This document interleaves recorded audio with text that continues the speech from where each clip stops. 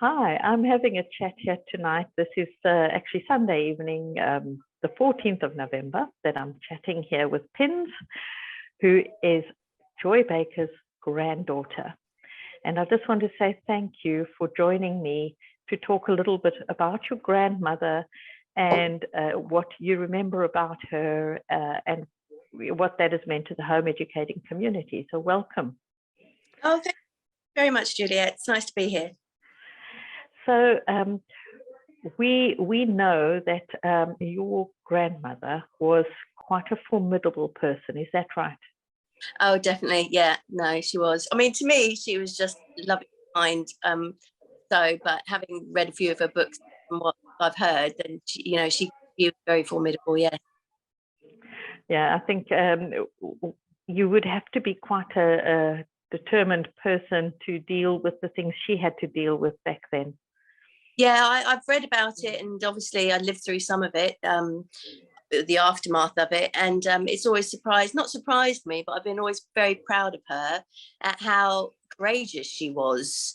I don't think I could have done half of what she did, and she never backed down from a battle. For instance, about when the fox and the hounds would come through her garden on her land, and she'd grab an umbrella and she'd say, "Come on, Pins, let's go and get them." She'd try and chase them off her land and try and protect the fox, and that kind of sums her up completely.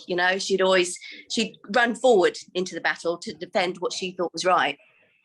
Yes, I get the sense that she had a very big protective instinct. And she certainly needed it in her battle with the local authority. Yeah. Now, I think the question everybody wants to know is, did those children all turn out okay with all that went on, with all the press attention and the challenges in court and the stress it must have caused the family? Did they all turn out okay? Do you know what? I have a lovely family. My aunts, my uncles.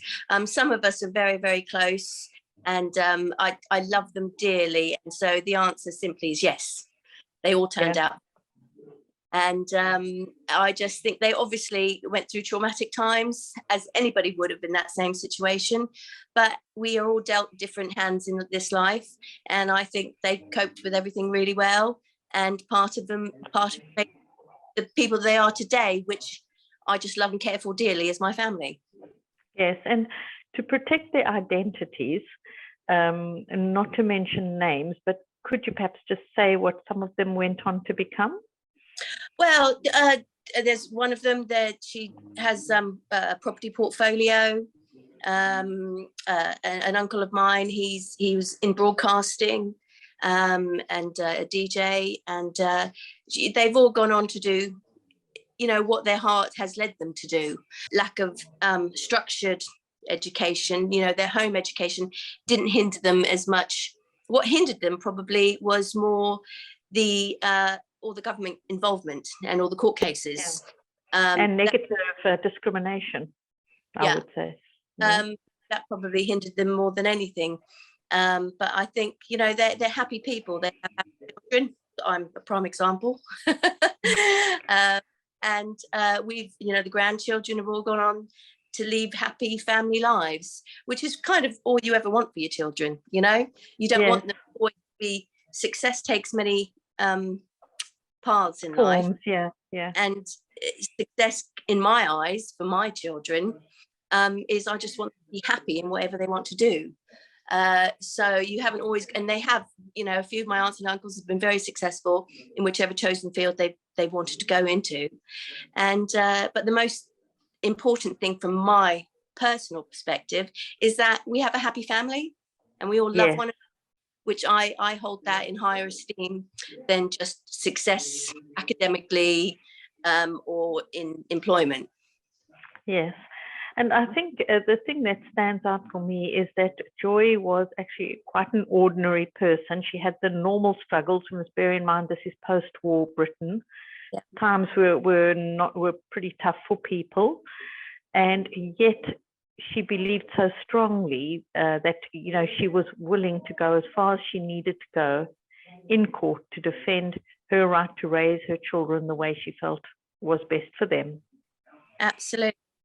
Yeah, I mean, I'll give you an example. My grandmother, Joy, we used to she taught me how to make white sauce. I still have her saucepan.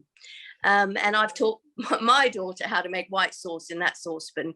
And I just remember her waking me up in the morning with morning pins, and she'd wake me up with a cup of hot sweet tea, and make crumpets, and I'd be in her garden, and I'd be going getting eggs from Henrietta, the hen, and she was very, very ordinary, but she had an extraordinary manner about her. One of the criticisms that has been leveled at Joy is based on an interview that was done with her many years ago when she was, still in the middle of her fight, which is to do with how she raised her daughters, because she was talking then about raising them to do domestic duties and that kind of thing, which I believe was very much just the times that people were living in. As I said, post-war Britain, women were being encouraged to stay at home so that men could get jobs again. But, actually, she also trained the boys, I think, to be quite responsible. If I go from her book, the boys were equally taught responsibility, weren't they? I think the thing that I've gleaned from my grandmother the most is that it didn't really matter if you're a male or female. She brought you up to be independent, be a good person. So yes, it was a sign of the times, but you've got to remember she was very independent herself. My mother, my aunts, my uncles, I don't want to genderize it, but we are an independent family. We believe in contributing to society and our own local area. So I can see how that would be perceived, but that was many moons ago. We used to stick children up chimneys 100 years ago. We don't do that any longer. So I think she was very passionate about bringing up good children who contribute.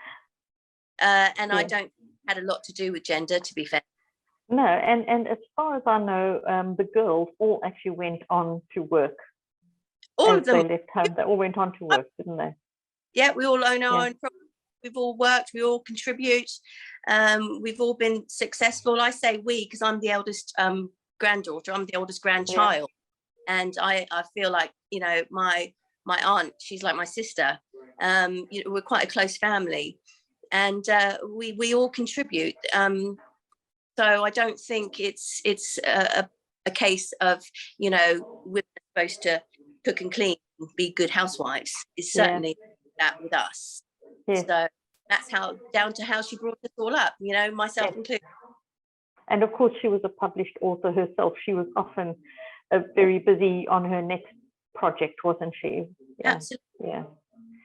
Yeah. And just from my own experience, I know when as a mum, if that's what you're busy doing, you can be guaranteed your children learn that from you and continue. Yeah, absolutely.